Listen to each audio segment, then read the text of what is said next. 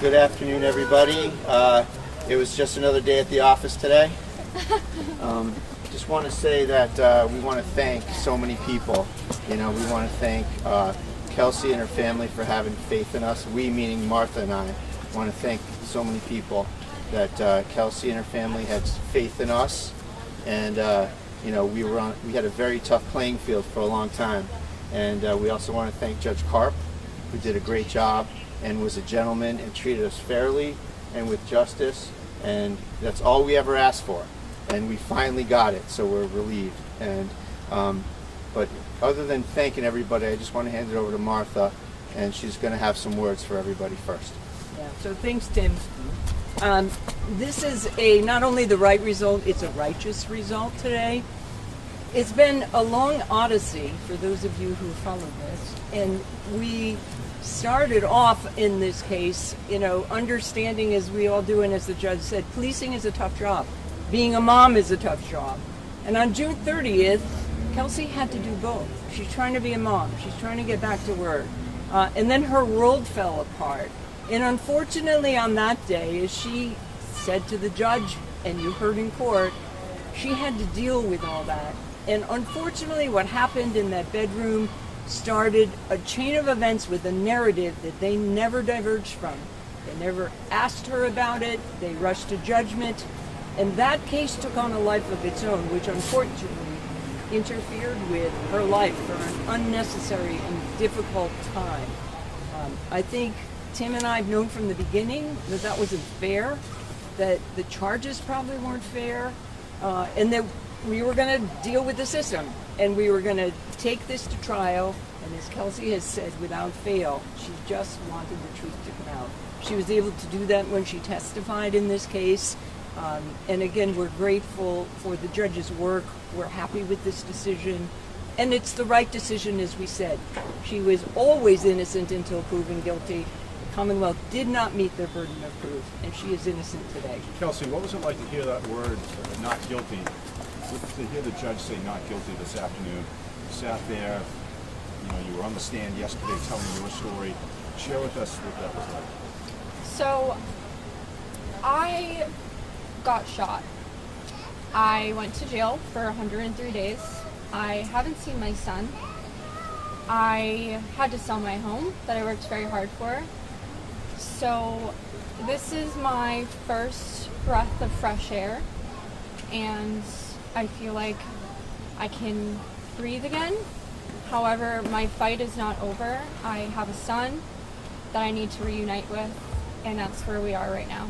And that was my next question. What's next for you, and how this verdict might help you reconnect with them? I won't get into that, but I will say I am really excited to see my son again. Do you have any plans to hire a personal injury attorney or have a personal injury attorney representing you? I will also not get into that, but Yeah, today we're celebrating this verdict. yeah, And that's I'm what we're focusing focused on. today. One day at a time. And I also would just like to thank everybody who stood outside each and every day, supported me, believed me before I got to tell my story, because it wasn't 9 months later until I got to tell the truth. And that was a long 9 months. And through those 9 months, you guys knew the truth. You guys believed in me, and thank you for that. Kelsey, what's the message? Kelsey, what's the message to others that are in a position like yours after what happened today with the not guilty verdict? What would you tell other people? Don't stop fighting for what's right, and when you know you didn't do something wrong, keep fighting for that. Kelsey, do you want to be a police officer again? I won't comment on that either. I don't know what my career goals are at the moment. What have the last 9 months been like for you as a person, as a mother, as a defendant? There is not a word. If you want an image of it, picture me on a mat in a jail cell crying for my son day after day after day after day. There's not a word for that, but that is what happened to me. So do you feel like you're owed something now, considering that you've been found not guilty and all of this stuff has happened to you? I'll leave that one to you. Leave that one to the lawyers, Sarah. Hey, Kelsey, the judge was not exactly speedy in getting to the ultimate decision. How painful was that to sit there and just wait for what was going to happen? I mean, it's okay. He had to go through all the evidence, and there was a lot. So We thought he was pretty quick, actually. yeah. And we obviously, with a good judge, didn't have the issue with the jury. He told us when he was going to decide. We knew he was going to write his decision, which was helpful, and he told that in public. So we had this hybrid trial with the judge. He was both the judge and the jury, and he was forthcoming throughout the trial, transparent, and told us he was going to tell us why the decision, which of course we would not have gotten with the jury verdict. So it's helpful to have that as well. Kelsey, you talked about how this is a just verdict, in your opinion. Were you surprised these charges were brought in the first place, and why do you think they were? So I'm just going to repeat what I said earlier to that question. A set of things got set into motion on June 30th that then followed a narrative starting that night in that room that never really got challenged, that never really got investigated with any investigation occurred, that never got tested in any way, but the presumption was that she was a defendant in this case. And so that's unfortunate because she couldn't talk for a while. She's being held for a while. She never got a chance really to tell her story. Ordinarily the system shouldn't work that way, but both Attorney Bradel and I have been on both sides of the system. We know how it works, and sometimes when it doesn't work well and it works slowly, that's unfortunately what happened in this case. And we fought every way with Kelsey to make sure that justice was done. It took longer than it should have, we think. It was more painful than it should have been, but look, we got the right result today, and we are happy with that. Kelsey, what's the Kelsey, next thing you starting want to do now today, that you're all not of guilty? your Guys, hold bail- on. Let's give these guys over here a Starting chance. today, all of your bail restrictions are lifted, and you said you can breathe again, but there's a lot of changes that are going to take place today. You have a lot more freedom than you had. How do you plan to start that journey of freedom? I want to go for a walk with my dog. I can't wait to take him for a run. I haven't been able to do that. That's our thing, is going for a run. So And don't forget, she couldn't do that. Right? She had to sit in her house. That was her best case scenario, that she was a prisoner in her own home. And then her worst case scenario at the outset of this case, and like Martha said, this was such a bumpy road, a long bumpy road that never should have happened. And you know, she had to spend time in prison. As a former police officer and corrections officer, she gets sent to jail. Someone with no criminal record, someone who shows up to court, has a wonderful history in this county, and sent to jail. To me, it's unprecedented. It terrorized her, and it's a horrendous, awful thing that happened.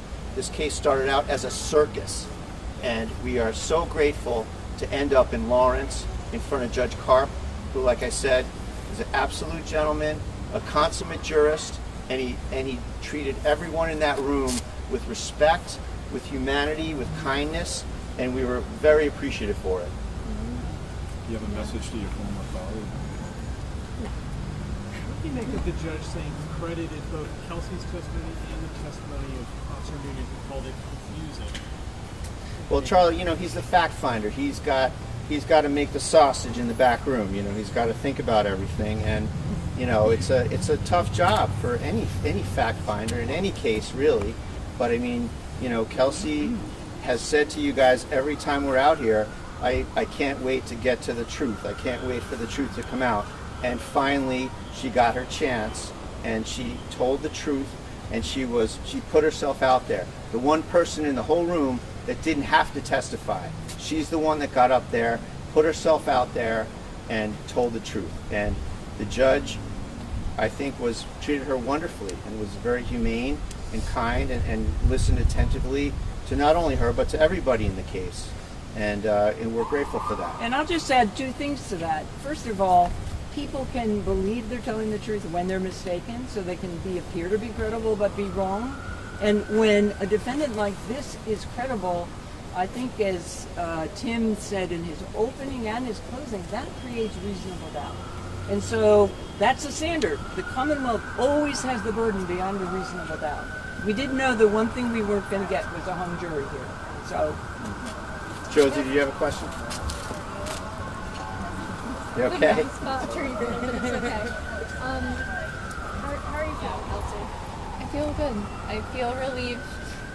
I was eager to do this, and I said from day one, the truth will come out. And I did. Anybody See else? if this is doubling up, but you testified that 2 weeks is an eternity for me mom. And the judge seemed, and even the prosecutor seemed to connect with that. It's 9 months. It's not a word. There's not a word. It's the most devastating thing that you can do to a new mom.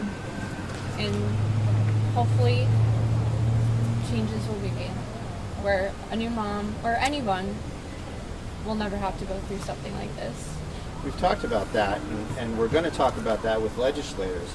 What kind of a system is it that somebody can walk into court, fill out a piece of paper, and in 15 minutes,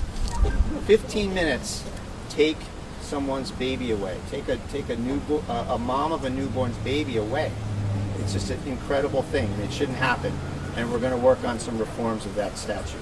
Tim, how much impact do you think it had that the complainant had connections, friends within the law enforcement community? So maybe you can't be just anybody coming and filling out a form. To be determined, Michael. To be determined. We have some other investigations to work on, and we're going to leave no stone unturned, and we're going to find out exactly how and why this happened, who's responsible, and we're not stopping here. The things that happened to Kelsey, we have, with respect to her home being broken into, we've reported that to the FBI, and I've had it with Essex County, and there are other avenues to pursue, and we're pursuing them, and we're in touch with the FBI on all sorts of federal crimes that were committed, and we're in the process of dealing with it there. That's one example of other avenues that we're taking here. We're not sitting here at Essex County's beck and call.